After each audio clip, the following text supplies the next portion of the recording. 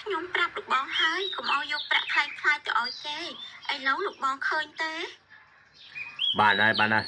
យ៉ាងណាក៏យើងបានរួចខ្លួនដែរអ្នកដែលត្រូវយ៉ាប់នោះមិនមែនជាបងទេ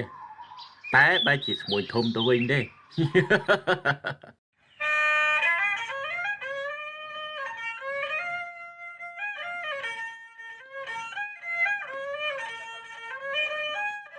រឿងរបស់រុក្ស៊ីទុច្ចរិតនៅក្នុងភូមិមួយមានប្រជាជនរស់នៅជាច្រើនកុះករនៅក្នុងភូមិនោះមានថៅកែម្នាក់ជាអ្នកជួញដូរស្រូវអង្ករដ៏ធំនៅក្នុងភូមិនោះជារៀងរាល់ថ្ងៃគាត់តែងតែដើរប្រមូលទិញស្រូវពីប្រជាកសិករហើយយកទៅលើកបន្តឲ្យឈ្មួញធំលោកថៅកែស្រូវរបស់លោកថៅកែជើងនេះពិតជាល្អខ្លាំងណាស់ខ្ញុំមានការពេញចិត្តនឹងស្រូវរបស់លោកថៅកែខ្លាំងណាស់បាទមានហើយលោកលើកនេះណាដោយសារតែកសិករនៅភូមិរបស់ខ្ញុំធ្វើការដាំដុះនិងថែទាំបានល្អហើយម្យ៉ាងទៀតណាពួកគាត់ប្រើសត្វជីធម្មជាតិទើបធ្វើឲ្យទិន្នផលស្រូវនៅក្នុងឆ្នាំនេះបានល្អបែបនេះល្អណាស់បើអញ្ចឹងលោកថៅកែឆាប់ទទួលប្រាក់នេះទៅលោកថៅកែរាប់មើលផងថាតើគ្រប់ចំនួនដែរឬទេបាទល្អណាស់ខ្ញុំទទួលបានប្រាក់គ្រប់ចំនួនហើយអរគុណឈ្មួញធំបើអញ្ចឹងខ្ញុំលាលោកថៅកែទៅវិញសិនហើយព្រោះប្រញាប់ទៅទិញនៅឯចុងភូមិខាងមុខទៀតផងបាទនឹងហើយសូមអញ្ជើញតាមសម្រួលចុះបន្ទាប់ពីប្រគល់ប្រាក់រួចរាល់អស់ហើយឈ្មួញធំក៏បានធ្វើដំណើរចេញទៅអេលោកបងមើលទៅចំនួនជួញដូររបស់លោកបងលើកនេះទំនងជាកាក់កបជាងមុនទៀតមើលចោលប្រាក់ច្រើនដល់ហើយត្រូវហើយអូនលើកនេះយើងចំណេញបានប្រាក់ច្រើនណាស់អូនមើលចុះប្រាក់ទាំងនេះសុទ្ធតែជាប្រាក់សុទ្ធតែម្ដងហើយមុខរបររបស់លោកបងកាន់តែកាក់កបហើយណមើលចោះផលចំណេញកាន់តែកើនឡើងហើយប្តីអូនពិតជាពូកែមែនបងនឹកឃើញរឿងមួយមានវិធីមួយទៀតដែលអាចជួយឲ្យពួកយើងកាន់តែបានផលចំណេញច្រើនជាងនេះទៀតចាបងហើយបងមានវិធីអ្វីគឺយើងយកប្រាក់คล้ายៗទៅទិញស្រូវពីប្រជាកសិករហើយយើងយកទៅលក់ឲ្យឈ្មួញធំយើងទទួលបានប្រាក់ពិតតើអូនដឹងទេថាយើងចំណេញច្រើនយ៉ាងណានោះអេមិនកើតទេបងការចាយប្រាក់คล้ายៗវាជារឿងខុសច្បាប់បើគេដឹងបងអាចជាប់ទោសបានណាអូនថាបងកុំបន្ថយអីណាហើយកុំទៅខ្លាចច្រើនពេកបើយើងស្ងាត់ស្ងៀមប្រកាសជាគ្មាននរណាដឹងទេអូនមិនបាច់និយាយច្រើនពេកទេអូនចាំតែមើលទៅថាវិធីរបស់បងវាបានផលច្រើនយ៉ាងណាបងប៉ុន្តែបន្ទាប់ពីនិយាយរួចថៅកែក៏បានចេញដំណើរទៅទិញស្រូវពីកសិករដូចសពដង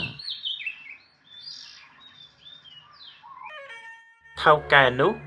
ក៏បានធ្វើដំណើរមកដល់ផ្ទះរបស់មីងសួង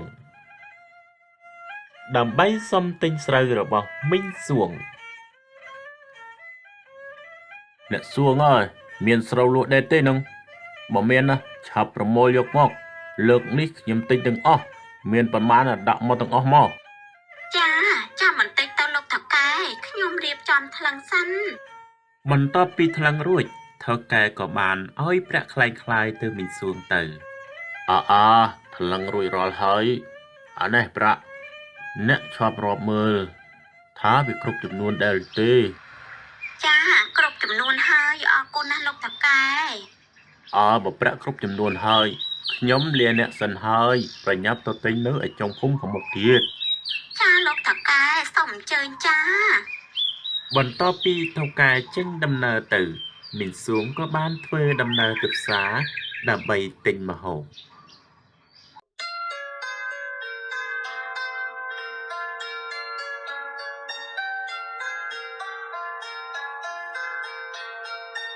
មីងសួងបានធ្វើដំណើរមកដល់ផ្សារនៅក្នុងភូមិណាហេជួយថ្លឹងសាច់ជ្រូកឲ្យខ្ញុំ2គីឡូមកណា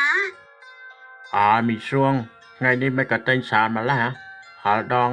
គួរឃើញទិញតែ2ខាំសោះហ្នឹងណាហេថ្ងៃនេះខ្ញុំទៅ ទៅលក់ស្រូវបានថ្មីទៅតែញឲ្យហើយទៅថ្ងៃក្រោយគង់តែហូបដដែលបានហើយកាត់លុយទៅចាស់ណាហៀ បាទអស់30កាក់ ណាហៀប្រាក់រាប់មើលគ្រប់ចំនួនហើយឬនៅ ហើយមីសួងប្រាក់នេះជាប្រាក់คล้ายៗទេណាមិនគាត់អ្នកឯងយកប្រាក់คล้ายៗមកទិញសាច់ជ្រូកខ្ញុំចឹងអ្នកចង់មានទោសមែនទេ អត់ទេប្រាក់ខ្លាំងខ្លាយស្អីប្រាក់នេះលោកតកែទៅទិញស្រូវប្រគល់ឲ្យខ្ញុំមុននេះបន្តិចមិនក៏អាចទៅជាប្រាក់ខ្លាំងខ្លាយបានរកដងមិនអីផងហ្នឹងគេចិនឯងស្រឡំទេដឹង ខ្ញុំមិនបានច្រឡំទេខ្ញុំរកស៊ីជាង20ឆ្នាំហើយណានេះជាប្រាក់คล้ายៗមិនមែនជាប្រាក់ពិតទេអ្នកចាញ់បោកគេហើយ មិនកើតទេខ្ញុំត្រូវតែរកតកែនោះសិនទៅបានយើតកែនេះហ៊ានបោកប្រាស់ខ្ញុំផងហ៎ចាំមើលណាអញ្ចឹងសាច់ជ្រូកហ្នឹងខ្ញុំមិនយកទេខ្ញុំទៅសិនហើយ និយាយចប់មីងសួងក៏ប្រញាប់ធ្វើដំណើរទៅផ្ទះថៅកែទៅ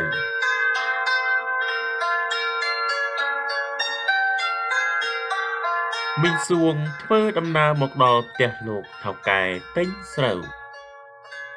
ដែរអ្នកសួងអ្នកមកផ្ទះខ្ញុំមិនក៏អីដែរនោះ ថៅកែឯងពិតជាអាក្រក់ណាស់យកប្រាក់ខ្លាំងខ្លាយទៅទិញស្រូវខ្ញុំមិនសុខចិត្តទេ ជេអ្នកនិយាយស្អីហ្នឹងប្រាក់คล้ายៗស្អីអ្នកយល់ច្រឡំទេដឹង ម៉ែខ្ញុំបានឲ្យហៀចិនលក់សាច់ជ្រូកជួយត្រួតពិនិត្យរួចហើយប្រាក់ដែលលោកតកែឲ្យខ្ញុំគឺជាប្រាក់ខ្លាំងខ្លាយទាំងអស់មិនក៏លោកតកែធ្វើបែបនេះ ណែធ្វើចិត្តឲ្យត្រជាក់សិនកុំតន់ខឹងនឹងខ្ញុំអីណាប្រាក់ទាំងនេះខ្ញុំយកមកពីឈ្មួញធំបន្តដែរទេហើយខ្ញុំក៏មិនដឹងតែថាប្រាក់នេះគឺជាប្រាក់คล้ายៗបើអ្នកចង់រករឿងអ្នកទៅរករឿងឈ្មួញធំទៅ លោកតកែនិយាយនេះជាការពិតទេហើយពេលនេះឈ្មោះធំនោះនៅឯណាទៅ ពេលនេះឈ្មួញធំប្រហែលជានៅមិនឆ្ងាយពីចុងភូមិនេះប៉ុន្មានទេអ្នកប្រញាប់ទៅរកគេភ្លាមទៅ ក៏បានខ្ញុំទៅរកឈ្មោះធំឥឡូវនេះ និយាយចប់មីងសួងក៏ធ្វើដំណើរទៅយ៉ាងលឿនដើម្បីទៅជួបឈ្មួញធំ ណែលោកបងខ្ញុំភ័យចំនួនលោកបងហើយនេះហេតុអីលោកបងទម្លាក់កំហុសឲ្យឈ្មោះធំទាំងដែលការពិតឈ្មោះធំគេមិនដឹងអីផងនោះ ហើយអូនឆ្លើយឲ្យវារួចខ្លួនទៅបើតស្រកទៅហើយតើឲ្យបងឆ្លើយយ៉ាងណាទៅ ខ្ញុំប្រាប់លោកបងហើយកុំឲ្យយកប្រាក់ខ្លាំងខ្លាយទៅឲ្យគេឥឡូវលោកបងឃើញទេ បានហើយយ៉ាងណាក៏យើងបានរួចខ្លួនដែរ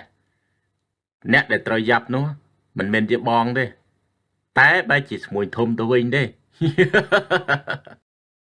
ថៅកែនិងប្រពន្ធនិយាយគ្នាដោយមិនបានដឹងថាកូនស្រីរបស់មីងសួងកំពុងតែពួនលបស្ដាប់នោះទេឈ្មួញធំបានធ្វើដំណើរមកដល់ពាក់កណ្ដាលផ្សារស្រាប់តែមីងសួងបានមកដល់ អេឈប់ភ្លាមឈ្មោះធំឈប់ភ្លាម អេមីងហើយមីងមានរឿងអីជាមួយខ្ញុំមែនទេ ឈ្មោះធំឯងនេះពិតជាអាក្រក់ណាស់យកប្រាក់ខ្លាំងខ្លាយទៅឲ្យលោកថៅកែតើបលោកថៅកែយកប្រាក់ខ្លាំងខ្លាយមកទិញស្រូវខ្ញុំ អត់ទេមីងខ្ញុំមិនបានធ្វើរឿងប្រេះផ្ដាស់បែបនេះនោះទេតាំងពីដើមមកខ្ញុំរកស៊ីទៀងត្រង់ស្អប់ស្អំណាស់ខ្ញុំប្រកបមុខរបរសុចរិតមិនដែលកេងប្រវ័ញ្ចអ្នកណានោះទេខ្ញុំដាច់ខាតមិនធ្វើរឿងអាក្រក់បែបនេះនោះឡើយ ប៉ុន្តែលោកថៅកែនោះបាននិយាយប្រាប់ខ្ញុំថាឈ្មោះធំឯងជាអ្នកប្រកល់ប្រាក់ខ្លាំងខ្លាយឲ្យទៅគាត់ អត់ទេខ្ញុំគ្មានប្រាក់ខ្លាំងៗនោះទេប្រាក់ដែលខ្ញុំប្រកល់ឲ្យលោកថៅកែនោះសិតតែជាប្រាក់ពិតទាំងអស់ ហេបើអញ្ចឹងបានន័យថាយ៉ាងម៉េចទៅ ពេលនោះកូនស្រីរបស់មីងសួងបានចូលមកដល់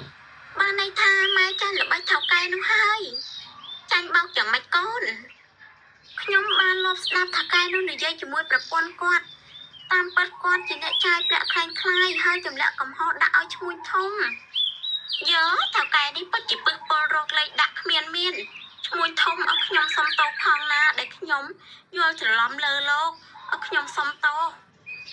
បាទមិនអីទេពេលនេះមីងប្រញាប់ទៅរកថៅកែនោះភ្លាមទៅនិយាយចប់ពួកគេក៏បានធ្វើដំណើរទៅផ្ទះលោកសេដ្ឋីនោះទៅ លោកថៅកែយើខ្លួនឯងប្រព្រឹត្តអំពើខុសច្បាប់ហើយថែមទាំងទម្លាក់កំហុសលើគេទៀត តែនេះលោកថកែឯងមិនរួចខ្លួនទេ អត់ទេកុំប្តឹងខ្ញុំអីណាខ្ញុំឈប់ធ្វើទៀតហើយថៅកែឯងនេះពិតជាមានភាពលុបលន់មែនមុខរបររកស៊ីកំពុងតែរលូតទៅមុខផងព្រោះតែភាពលុបលន់ទើបហ៊ានប្រព្រឹត្តអំពើថោកទាបកេងប្រវ័ញ្ចអ្នកដទៃថៅកែឯងទៅពិចារណាកំហុសនៅក្នុងគុកទៅកុំណាកុំចាប់ខ្ញុំអីកុំខ្ញុំខ្លាចហើយខ្ញុំឈប់ហើយខ្ញុំរៀងហើយ ប្រពន្ធសម្លាញ់ជួយបងផង លោកបងខ្ញុំសុំទោសខ្ញុំជួយលោកបងមិនបានទេ ក្រោយមកថៅកែនោះក៏បានជាប់គុកពីបទប្រើប្រាស់ប្រាក់ក្លែងក្លាយចាប់តាំងពីពេលនោះមកអ្នកភូមិក៏បានរស់នៅយ៉ាងសុខសាន្តតរៀងមកភាពលុបលន់តែងតែនាំមកនូវសេចក្តីវិនាសចំណែកឯភាពសុចរិតទៀងត្រង់តែងតែនាំមកនូវសេចក្តីចម្រើនរឿងរបាំរកស៊ីទុច្ចរិតក៏បានបញ្ចប់ដោយបរិបូរណ៍សូមអរគុណ